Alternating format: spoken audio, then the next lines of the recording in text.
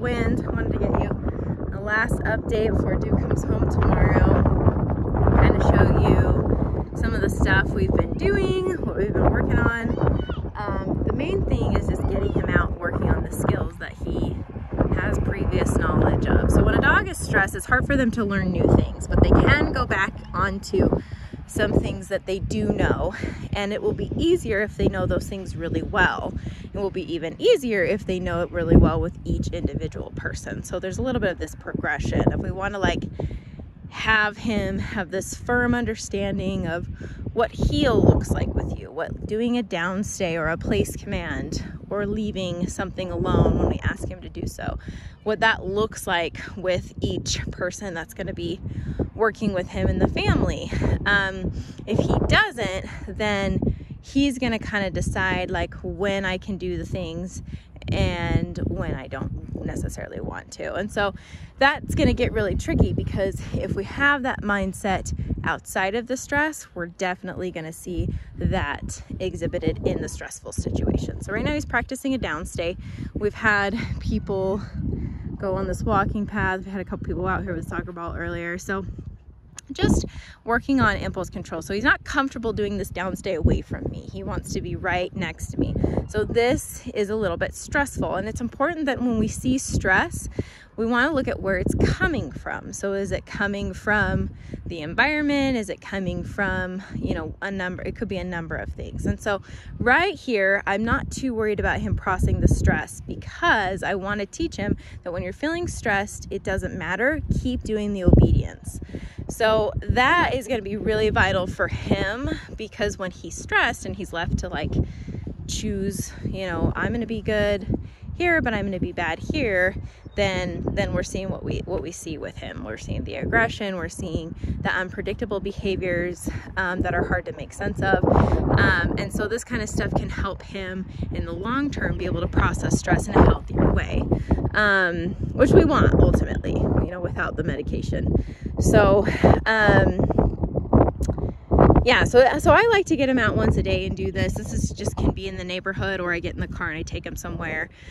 I feel like if a dog only sees their four walls in the backyard every day, it's just like a big kennel, and they're gonna eventually get neurotic and start to get stir crazy and not be able to process new things well. And those new things may just be somebody new coming in the house.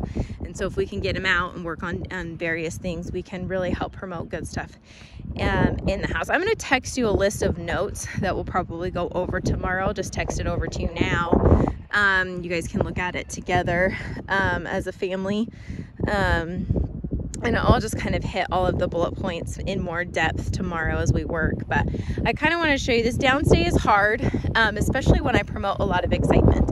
So if I like come up and I'm like, good job, buddy, he kind of wants to get up a little bit because I am so exciting and I'm asking him to work on some impulse control. Now that's vital that I'm bringing excitement and having him work through the impulse control, because it's going to be the exact same skill when there's something stressful and we're asking him for impulse control. So both of those things can help him. Oh, good job, Duke. Good boy. He's waiting for the magic word. He's like, we practice this a lot. This is hard. So, I'll show you what the magic word is. Okay, good job. Good boy, Duke. So really simple for him that we want to keep the vocabulary list the same. Now I'm working on a little bit of off-leash stuff. So he's just dragging the leash, and I want him to stay right with me because he's choosing focus on me versus the environment. So if he drops his nose and starts sniffing, I'm going to correct it. If he starts getting out of position, I'm going to correct it. So both of those things, if he's kind of lingering because there's a distraction, I'm going to correct it. So it's not that he can't look at the world. Sorry, it's so windy. Welcome to daybreak, right? It's not that he can't focus on the world around him. It's just he needs to be checking with me chronically, like all the time. So, because if he doesn't, then if something stressful presents, he's not going to know on his own. He's just like a matter of, it's just like determinism, right? Like the situation that presents itself, you know, how he's feeling at the time is going to kind of determine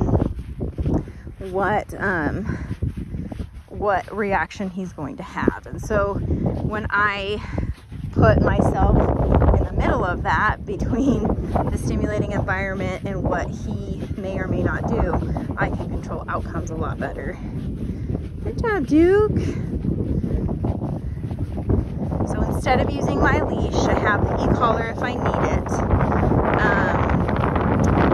He's doing pretty good. So if I turn away, I can kind of test him, make sure he really follows me, maybe do a pivot, maybe turn into him. I want to do all of these things with you guys around your house and the neighborhood. I probably will have you guys put Rosie away for the session and just work between us and him, and so we can just get straight to working and get like the more stuff we can get done tomorrow, I feel like the better success you guys will have with him. Good job, buddy. Duke down. Good. Good job. So one thing I'm trying not to do with him is like call him away from a stay. I'm coming up to him to release him because he wants so badly to break this. I could easily make that problem worse by building anticipation for the recall.